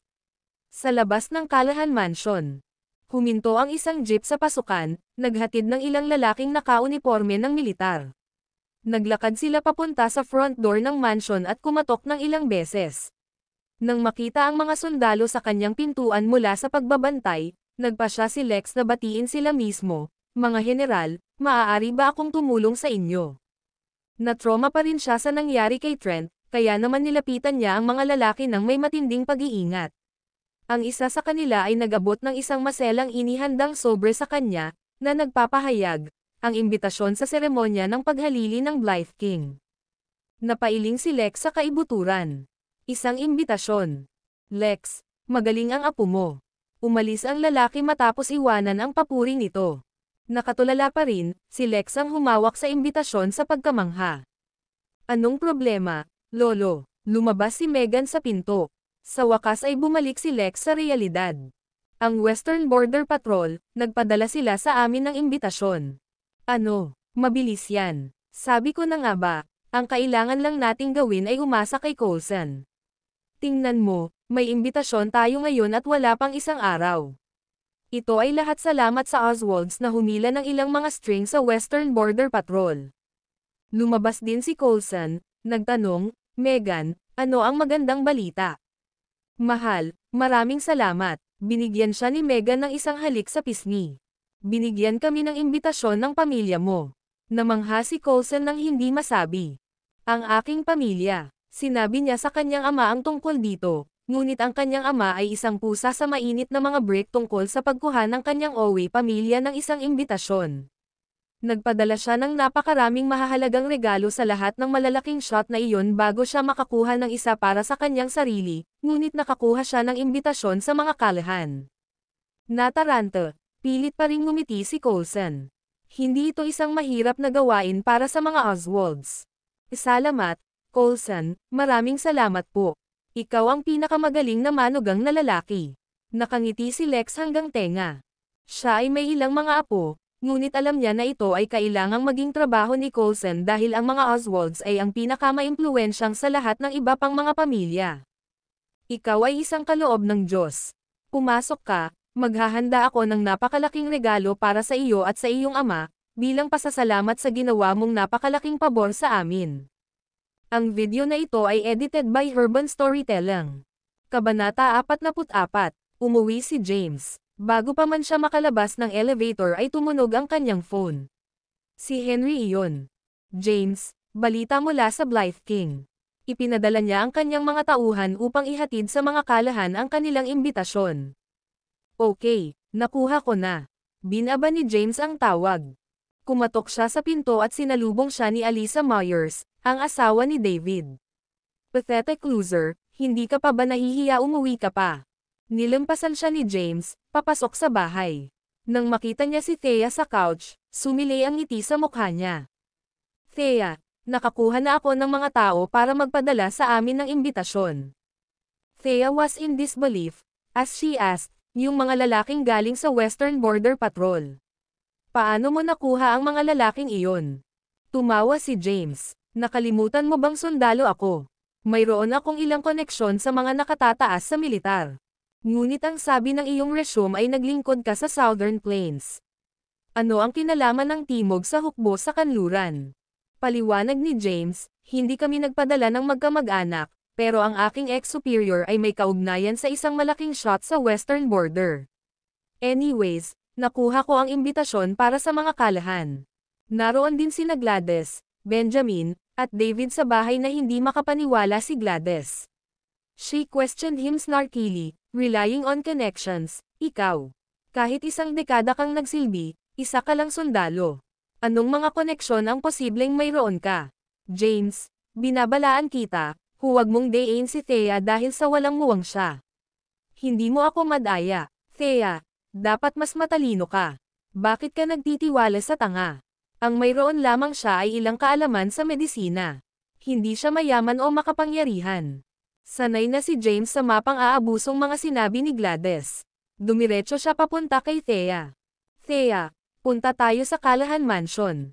Ibabalik ko ang iyong reputasyon sa pagkakataong ito. James, seryoso ka? Hindi maiwasang magtanong ni Benjamin. Siya, masyadong, ay hindi sigurado tungkol sa kakayahan ni James na kumuha ng mga tao mula sa Western Border Patrol para bigyan sila ng pabor. Ang mga upuan para sa seremonya ng paghalili ay labis na hinahangaan. Ang mayayaman at mayayaman sa 5 rehiyon ay naghihingalo upang makakuha ng kanilang sarili ng imbitasyon. Dad, binibili mo ba ang mga salita ng lalaking ito? Napangisi si David. Galit na galit siya kay James. Si James ang nakitang pumunta sa kanyang landas patungo sa mga kayamanan, mansyon, at mga sports car. Nasira ang kanyang mga pangarap na mamuhay ng mataas dahil kay James. Hindi pinansin ni James ang lahat ng mga taong iyon at pinaalis si Ted. Nagpa siya si Gladys na sumama dahil sa tiwala ni James. Kung totoo man ang sinabi niya, magiging over the moon si Lex, at tiyak na gagantimpalaan niya si Thea. Sa sandaling iyon, ang pagbabalik ng kanilang mga bahagi ay magiging isang piraso ng cake. Sa mansyon ng Callahan, si Lex ay nasa Cloud 9. Ito ang imbitasyon na napanaginipan niya araw-araw at gabi. Isang imbitasyon sa succession ceremony ng Blythe King na mayroon lamang 100 upuan na magagamit, ayon sa mga alingawngaw. Napakaraming bilyonaryo sa 5 rehiyon ang gumagastos ng pera sa mga regalo at pandaraya para makuha lamang ang kanilang mga kamay sa isang imbitasyon. Ngayon, sa tulong ng mga Oswalds, nakakuha siya ng isa. Sa sobrang tuwa, inabot ni Lex kay Coulson ang isang card. May Coulson, mayroong 5 milyon sa card na ito. Isang munting regalo para sa kabutihan ng iyong pamilya. Ay, Lolo, sobra na ito. Nagpakumbaba si Coulson ngunit agad niyang kinuha ang card. Isang pamilya na tayo ngayon, dapat tulungan natin ang isa't isa. Ito ay nagpabulabog kay Coulson sa pananabik. Alam niya kung gaano karaming relasyon at kung gaano karaming pera ang dapat gamitin ng kanyang pamilya para makakuha ng imbitasyon sa seremonya. Ang imbitasyong ito ay wala dito dahil sa mga Oswalds, ibig sabihin ay binigyan siya ni Lex ng 5 milyon ng walang dahilan, na malugod niyang tinanggap. Paano niya posibleng tanggapin ang libreng pera? Ang video na ito ay edited by Urban Storytelling. Kabanata 45. Ang mga Oswalds ay ang pinakamahusay. Walang sinasabi. Ang kanilang negosyo, ang Grandier Pharmaceuticals, ay isa sa pinakamalaki sa Kensington. Ang ama ni Coulson na si Stefan Oswald ay isang social butterfly. Marami siyang koneksyon. Salamat sa Diyos kasama namin si Coulson, kung hindi, hindi kami makakatanggap ng imbitasyon. Nakuha ni Meghan ang kanyang sarili ng tamang kasintahan. Tingnan mo kung paano niya tinutulungan ang pamilya niya. Ang mga Callahan ay nambobola kay Coulson, na halos ginagawa siyang trippy. Maliit na kontribusyon lang. Just when everybody was bathing in the celebratory mood over getting an invitation, James and Thea entered the house, followed by Gladys, Benjamin, David, and Alisa. Ang kanilang presensya ay nagpababa ng kapaligiran. Tumayo si Megan, medyo naabala. Anong ginagawa mo dito? Tumawag si Thea. Megan, sis, tumili si Megan, na sinisigawan siya, huwag mo akong ituring na pamilya mo. Nasira ang kahangahangang mood ni Lex nang makita niya ang pamilya ni Thea sa kanyang mansyon, lalo na nang makita niya si James, ang mayabang na manugang na ito na naglakas loob na hindi gumalang sa kanya. Hindi man lang siya galing sa bloodline niya. Umalis ka na. Tinuro niya ang labasan. Lolo, hiniling ni James sa kanyang mga kaibigan mula sa militar ang Western Border Patrol na magpadala sa amin ng isang imbitasyon. Lumapit ako para siguraduhin kong natanggap na natin. Ang mga mata ng lahat ay kay Lex, naghihintay na panoorin kung paano siya tumugon. Ha? Bago pa man makapagsalita si Lex, kinausap siya ni Tommy, sinasabi mo bang pinadalhan kami ni James ng imbitasyon ng Western Border Patrol? Seryoso ka rin ba? Ito ay malinaw na tinutulungan tayo ng mga Oswalds, at si Coulson ang gumawa ng lahat ng ito. Tama siya, nginisya ni Megan si James. Paano ang isang maliit na sundalo na tulad mo ay konektado sa mga executive sa Western Border Patrol? Dumating ka lang para kumuha ng credit kapag narito na ang imbitasyon. Napakawalandiya mo. Walang sinabi si James sa mga panlalait. Nakatitig lang siya kay Coulson na nakaupo sa sopa, naka-cross-leg. Sinaman siya ng tingin ni Coulson, sumisigaw, anong tinitingin-tingin mo, PP*S. Nakakahiya ka. Bakit hindi na lang niya kilalanin ang mga Oswalds at ihinto ang pagnanakaw ng kanilang kredito sa pagkuha sa amin ng imbitasyon? Napaka-loser niya. Oo. Kung wala si Coulson para ipagtanggol ang mga Oswalds, makukuha na niya ang gusto niya. Ang mga kalahan ay nagbiro ng mga masasamang komento tungkol kay James, nang hindi nalilimutang iangat si Coulson sa parehong oras. Hindi na kinaya ni Gladys ang mga batikos. She smacked James on his head and demanded, "Tanga ka, pinapahiya mo na naman kami, ano pa hinihintay mo, umalis ka na." Napuno na naman ng kalungkutan si Thea. Akala niya ay talagang tutulungan siya ni James na mapabilib ang kanyang lolo. Gayunpaman, dumating lamang siya upang angkinan ang trabaho ng mga Oswalds pagkatapos makita ang Western Border Patrol na nagpapadala sa kanila ng kanilang imbitasyon. James, sobrang disappointed ako sa'yo. Tumakbo siya palabas ng mansyon na umiiyak. Thea, sinundan siya ni Gladys palabas. Hindi rin nakayanan ni David at ng iba pa na manatili. Nagmamadali silang umalis. Tumingin si James sa mga kalahan at sumilay sa isang malungkot na ngiti. Ha, kailangan mo talagang tingnan ang sarili mo sa salamin. Fine, ang Oswalds iyon, tama ba? Tingnan natin kung paano ka dadalo sa seremonya bukas. Tumalikod siya at umalis pagkatapos sabihin iyon sa labas ng mansyon ng kalahan, kinuha niya ang kanyang telepono at tinawagan si Henry. Sabihin ang Blythe King na iwasan ang imbitasyon na ipinadala niya sa mga kalahan. Hindi malaman ni Henry kung ano ang ginagawa ni James, ngunit ginawa niya ang sinabi sa kanya at ipinaalam sa Blythe King ang tungkol dito. Ang video na ito ay edited by Urban Storytelling. Kabanata 46. Ang gusto lang ni James ay mapasaya si Thea. Humingi siya ng imbitasyon sa Blythe King, ngunit hindi niya inaasahan na may ibang tao na kukuha ng kredito para dito at maging sanhi ng hindi pagkakaunawaan ni Thea sa sitwasyon. Hinabol niya ito nang matapos ang tawag nila ni Henry. Thea, naabutan siya nito at hinawakan ang braso niya. Hindi ako nagsisinungaling sa iyo, sinubukan niyang ipaliwanag. May nagpadala ako ng imbitasyon na iyon, ngunit hindi ko inaasahan na makukuha nila ang kredito para dito. Sinusubukan mo pa ring magnakaw ng credit. Wala kang silbi. Bulalas ni Gladys. Hindi pa ba tayo napahiya? Sis, retiradong sundalo lang siya, sabi ni David kay Thea. Walang paraan na kaya niya gaya ng sinasabi niya. Hiwalayan mo na lang siya. Tama na, James, sabi ni Thea, namumuo ang mga luha sa gilid ng kanyang mga mata. Ako ay nagpapasalamat sa kung gaano mo ako pinakitunguhan, at ako ay nagpapasalamat magpakailanman na pinagaling mo ako. Pero ayokong makita ka ngayon.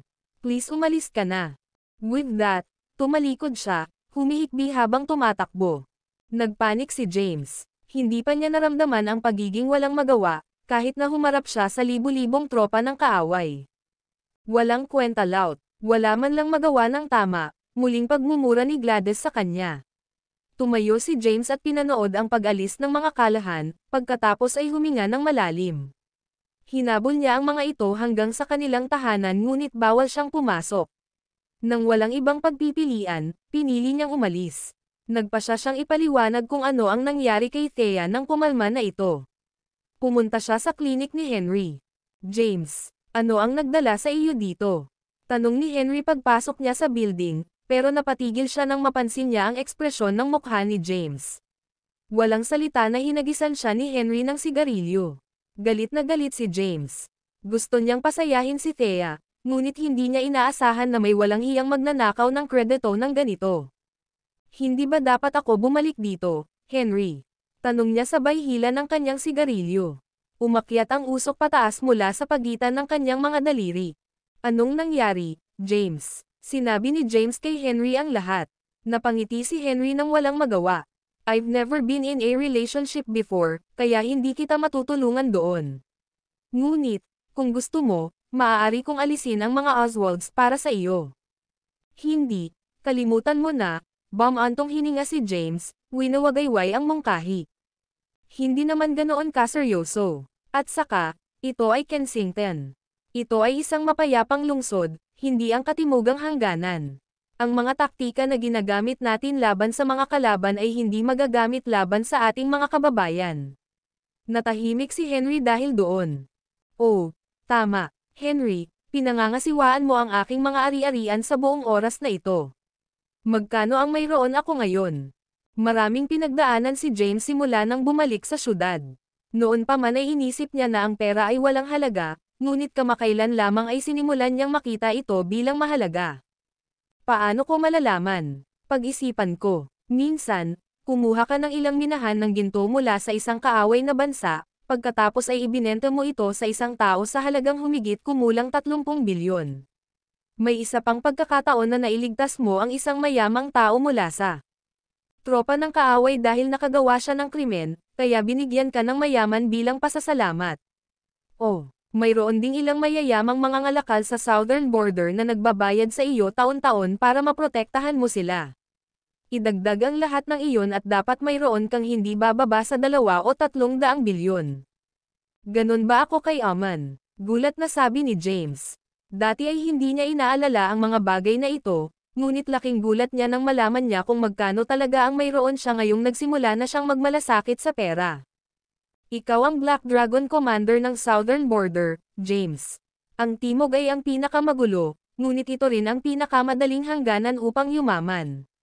Mayroon kang hindi mabilang na mga ari-arian, hindi ka lang nag-abala na subukang makuha ang mga ito. Kung hindi, ikaw na ang pinakamayamang tao sa mundo ngayon. Mukhang ang tanga ko noon, ungol ni James. Bakit bigla kang nag-aalala sa pera, boss? Nasa iyo ang Black Dragon card na iginawad sa iyo ng mga nakatataas. Mayroong 10 bilyon doon. Sa lahat ng mga account, hindi ka dapat magkukulang sa pera. Sinabi ni Thea na nagtatago ako ng pera sa kanya at kinuha ko. Sinabi niyang hahawakan niya ito bilang pondo para sa ating mga anak. Napangiti si James sa subconsciously sa pagbanggit kay Thea. Henry, ang video na ito ay edited by Urban Storytelling. Kabanata 47. Bilhin ang bagong itinayong trade center sa Kensington. Ano? Gulat na tinitigan ni Henry si James. Ang Trade City Center ay isang bagong itinayong komersyal na lungsod. Sa loob nito, mayroong higit sa 50 mga gusali na may taas na 50 palapag, pati na rin ang isang night market, isang pedestrian zone, at isang anti-gang kalye. Kumpleto ang sentro ng lungsod. Ito ay isang magkasanib na pagsisikap mula sa ilang mga real estate tycoon upang gawin itong ang pinakadakilang komersyal na lungsod sa bansa. Ano, wala ba tayong sapat na pera? Pagkatapos ay gamitin ang aming mga koneksyon para magawa iyon. Tinitigan ni Henry si James. Ano bang balak mo, boss? Hindi niya maiwasang magtanong. We have around 200 billion if we added our funds together, pero alam mo ba kung gaano kalaki iyong commercial city? Basta ang lupang pinagtatayuan nito ay sulit na ang halaga. Narinig ko ang mga real estate tycoon na namuhunan ng humigit kumulang 500 bilyon sa lugar. Kinailangan sila ng 5 taon para matapos ang konstruksyon. Walang pakialam si James sa mga detalye. Sabihin mo lang sa akin kung magkano ang magagastos. Napaisip si Henry. Well, nag-invest sila ng 500 billion dito. Kahit na sa pinakamababang presyo na hindi sila kumikita, kakailanganin natin ng hindi bababa sa 600 bilyon. Bilhin mo. Kung hindi sapat, kunin ang natitirang 600 bilyon mula sa mayayaman sa southern border sa lalong madaling panahon. Kunin mo na lang ako sa Trade City Center. Hindi yun maliit na halaga. Baka kailangan kong maglakbay sa southern border mismo. Pumunta ka. Kumaway si James. Samantala, sa tahanan ng mga kalahan. Bakit ka pa nag-aalanggan, Thea? Hiwalayan mo na lang si James. Tama, sis. Kahit na ang pagiging mistress ni Alex Yates ay mas mabuti kaysa makasama ang retiradong sundalong iyon. Pinalibutan ng pamilya si Thea, hinihimok siyang hiwalayan si James. Pagod na ako, matutulog na ako, sabi ni Thea saka umalis para pumunta sa kwarto niya. Napaupo siya sa kama, nawalan ng pag-iisip. Nasanay na si Thea na nasa tabi niya si James.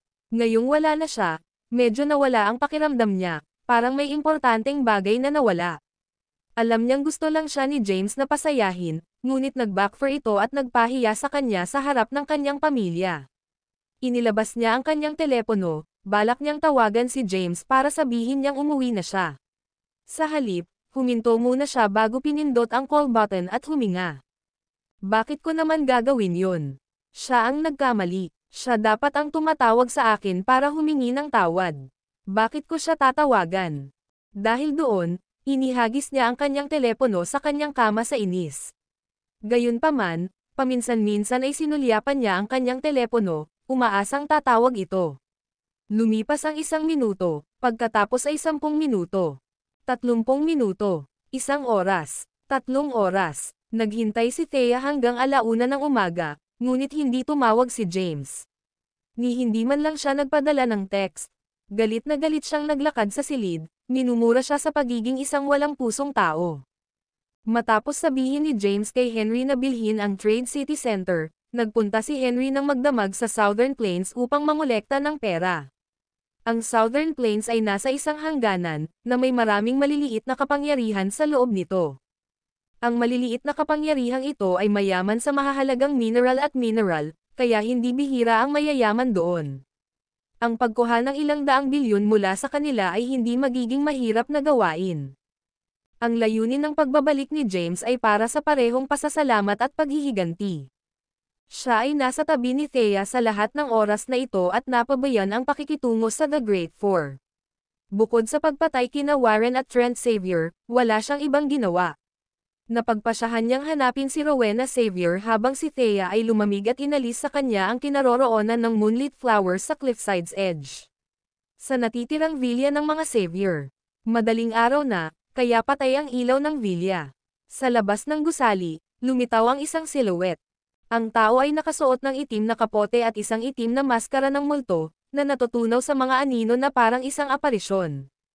Ang video na ito ay edited by Urban Storytelling. Kabanata 48. Niliquidate ng bangko ang iba pang mga villa ng Xavier, at ngayon karamihan sa kanila ay alinman sa mga walang tirahan o umuupa ng mga bahay na tirahan. Ang natitirang villa na ito ay personal na ari-arian ni Rowena Xavier. Nagtagumpay ang plano ni Trent na pataasin ng husto ang mga presyo ng mga walang kwentang artifact at ibenta ang mga ito sa mga tao. Karamihan sa mga dumalo ay gumastos ng pera sa auction na iyon at bumili ng isang bagay mula sa Xavier's. Natakot sa kapangyarihan ni Trent, maaaring namatay si Trent, ngunit ang pera ay nahulog sa mga kamay ni Rowena. Si Rowena ay isang babae, ngunit siya ay naging haligi ng pag-asa pagkatapos ng pagkamatay ni Warren at Trent. Lumingon ang lahat sa kanya ng mga Xavier, sa pag-asang mahayla niya sila pabalik sa kayamanan. Villa, kwarto sa 2 palapag. Isang matandang lalaki, mga 50 taong gulang, ang nakahiga sa kama. Sa tabi niya ay may babaeng nakasuot ng puting damit. Ang babaeng iyon ay si Rowena Xavier. Siya ay nasa kanyang 30s ngunit mukhang hindi mas matanda kaysa sa 19 na salamat sa kanyang high-maintain ng lifestyle. Payat siya at may maislan na facial features.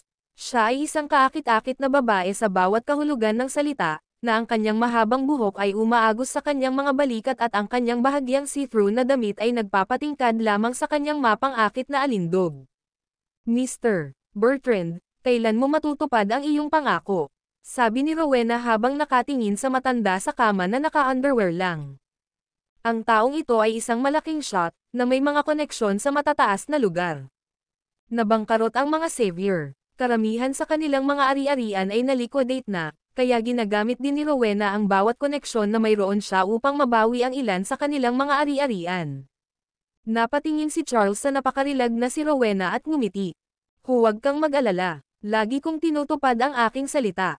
Tulad ng alam mo, ginamit ni Alex Yates ang mga tamang channel para mabangkarot ka. Kailangan kong kayanin ang bawat aspeto niyan. Lumapit si Rowena sa kanya at yamakap sa mga bisig ni Charles.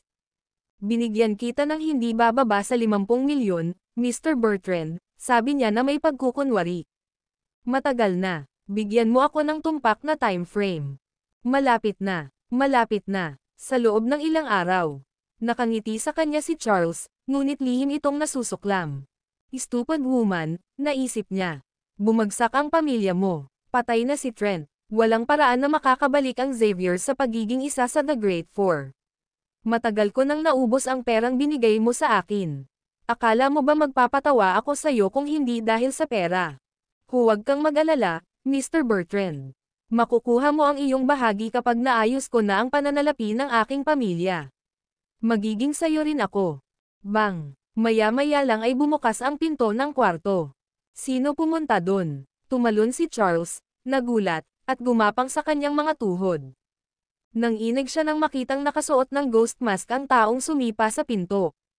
Gamulong siya sa kama at bumagsak sa sahig, pagkatapos ay sinimulang isuot muli ang kanyang mga damit habang sinabi niyang, wala akong kinalaman sa kanila. Wala akong alam. Aalis na ako. Lahat sa Kensington. Alam niya kung sino ang lalaking nakamaskarang multo. Siya ang pumatay kay Warren at Trent. Nanginginig din si Rowena nang pumasok sa kwarto ang lalaki. Dahan-daang naglakad si James papunta sa kanila. Mabilis siyang nilampasan ni Charles, na ngayon ay bihis na bihis, ngunit napatras siya at ibinagsak pabalik sa kama. Napakulot siya sa sobrang takot at nanatiling tahimik hanggat kaya niya, natatakot na baka may masabi siyang magagalit sa Diyos ng kamatayan sa harapan niya. Sino ka ba? Bakit may sama ka ng loob sa amin? Tanong ni Rowena nang kumalma na siya, nakatitig kay James. Tinanggal ni James ang maskara niya. Ikaw, natatarantang sabi ni Rowena. James Caden, ang nagpakasal sa mga kalahan. Oo, kinumpirma ni James. Teka, James Caden. Gulat na sambit ni Rowena na biglang may naalala. Ikaw, anak ka ni Nicholas Caden. Tumango si James, saka humila ng upuan at umupo sa tabi ng kama. Kalmado siyang nagsindi ng sigarilyo. Ang malaking kwarto ay ganap na tahimik, maliban sa tahimik na pagsirit ng sindi ng sigarilyo. Nanatiling nakahandusay si Charles sa kama, nanatiling tahimik. Ang video na ito ay edited by Urban Storytelling. Kabanata 49. Nagdilim ang ekspresyon ni Rowena. Sa wakas ay alam na niya kung sino ang Sam Iris sa kanyang pamilya. Anong gusto mo, James? Haha. Nagsimulang tumawa si James, ngunit walang katatawanan dito. Nakakatakot ang tawa niya. Tinatanong mo ako kung ano ang gusto ko, Rowena. Ikaw ang dahilan kung bakit maling inakusahan ang aking lolo at naging katatawanan ng buong bayan. Ikaw ang naging dahilan ng pag-atake sa puso ng tatay ko, tapos tinulak siya palabas ng ikatlong palapag at nagsisinungaling sa lahat na nagpakamatay siya. Ikaw, at ang natitira sa The Great Four, ay itinali ang aking buong pamilya at sinunog ang aming tahanan. Pumatay ka ng mahigit 30 tao, at tinatanong mo ako kung ano ang gusto ko. Si James ay parang tigre na nakatakas sa kulungan nito. Dugo ang lumabas sa kanya. Umungol siya, na nagpanteng ang tenga ni Rowena at natigilan siya, natatakot siya ngayon. Hindi pa siya natakot ng ganito. Si Rowena ay isang matalinong babae. Pinatay ni James ang kanyang ama at kapatid, ngunit ang balita tungkol dito ay pinigilan. Alam niyang ang lalaking nakatayo sa kanyang harapan ay hindi na ang walang magawang batang lalaki 10 taon na ang nakararaan. Ako pa rin ang stepmother mo, James. Ikaw, smack. Tumayo si James at hinalikan siya. Hindi siya nag-abalang magpigil. Napaatras si Rowena sa puwersa at nahulog ang nakalat na agila sa kama. Namula agad ang kanyang pisngi at tumagas ang dugo mula sa kanyang bibig. Hinawakan ni James ang isang kamao sa kanyang buhok at idiniin ang kanyang ulo sa kama. Tinapon niya ang sigarilyo sa mukha niya. Hindi siya nagpakita ng awa, walang pakialam na babae si Rowena. Naalala niya kung gaano kaagrabyado ang kanyang lolo bago siya pumanaw. Naalala niya ang hitsura ng kanyang ama nang mahulog ito mula sa ikatlong palapag. Hinding-hindi niya makakalimutan ang alaala ng pagmasdan ang kanyang mga mahal sa buhay na nasusunog. Napasigaw si Rowena sa sakit. Nahulog si Charles sa kama sa takot. Napayuko siya sa pader, hindi man lang naglakas loob na huminga ng malakas. Rowena Xavier, naisip mo ba na darating ang iyong pagtutuos kapag sinira mo ang aking pamilya? Kailangan mong mamatay, Rowena Xavier, para lahat ng 38 miyembro ng aking pamilya sa wakas ay maipapahinga na. Pasensya na, James. Ako talaga. Sinira mo ang pamilya ko. Pakiusap bitawan mo ako. Sa ngayon, hindi na si Rowena ang marangal at matikas na babae.